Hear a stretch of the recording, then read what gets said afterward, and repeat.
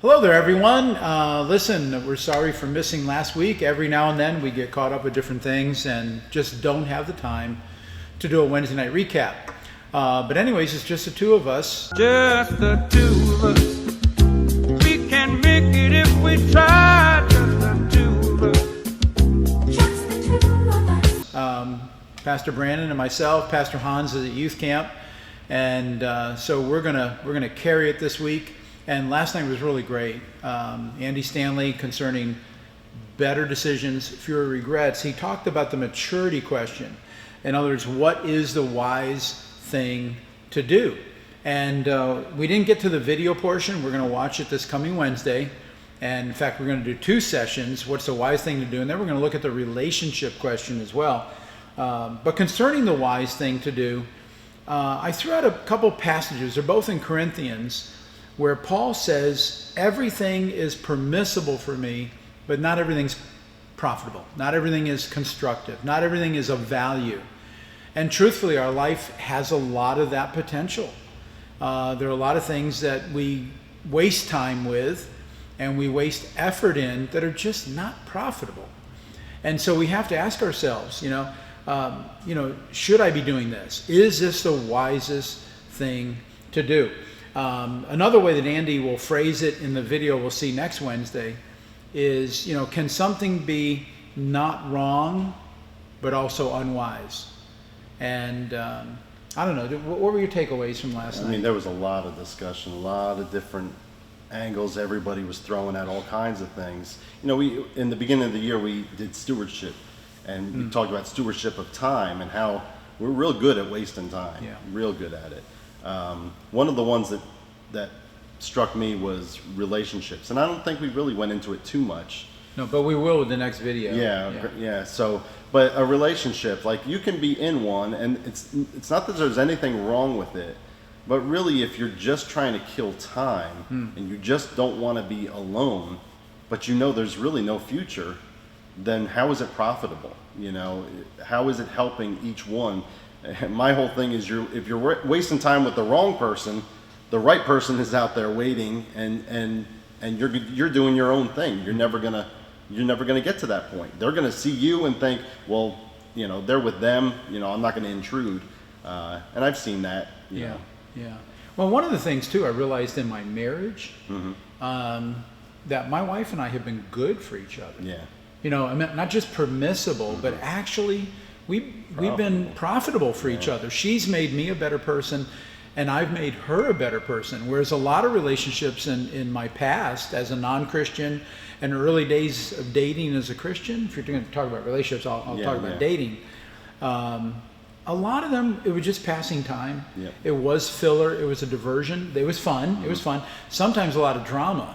And I'm just thankful that in meeting somebody, my wife in particular, getting married, that the drama wasn't there.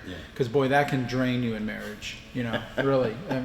Decide that before you say I do. Yeah. So. And like you just said that, like, I'm not even just talking about Christians dating another Christian just for to have. It's when you choose a non-Christian. I mean, you got to see that that's not going to be profitable in the end, because we think we talked earlier about it being an evangelistic thing. Usually works the opposite way, and you're usually the one getting pulled in the other direction. So it's certainly not. Well, and I'll share a testimony on that next Wednesday night. So, but some of the diversions, some of the things that are permissible in life, and somebody brought it up last night, was watching television. It can be a waste of time. It can be complete filler, or it can also be something that's not edifying. I mean, there's a lot of garbage on TV. I have a list of others: dating the wrong person, marrying the wrong person, parenting too permissively. Some parents feel like they're doing a good job with their kids because they let them have their own way. No, you are the parent.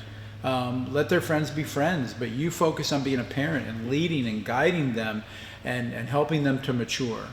And also teaching them that they have to learn to ask the question, what is the wise thing to do?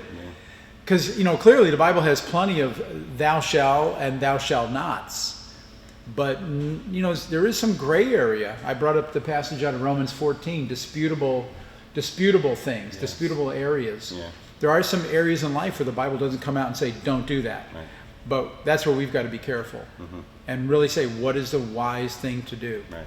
And you know, not to get really, I want to say empirical, data driven, but you know, you got to look at the return on investment. Yeah, right. You know, I'm putting this time into this. What am I getting back out of it?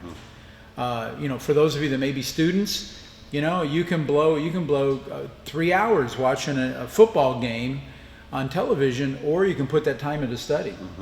You know, and passing that exam you got coming up. Yeah, right. That was a real temptation in college all the time. Yeah, one of the I was going to mention last night too was like Saturday night there used to be this show. It probably still is on 48 Hours Mysteries, and I would watch it. And I finally said to my wife, I can't watch this on Saturday night. I'm trying to mentally and spiritually get ready for church on Sunday morning. Yeah. And I'm disturbed going to bed about this mystery, this murder, and it was like.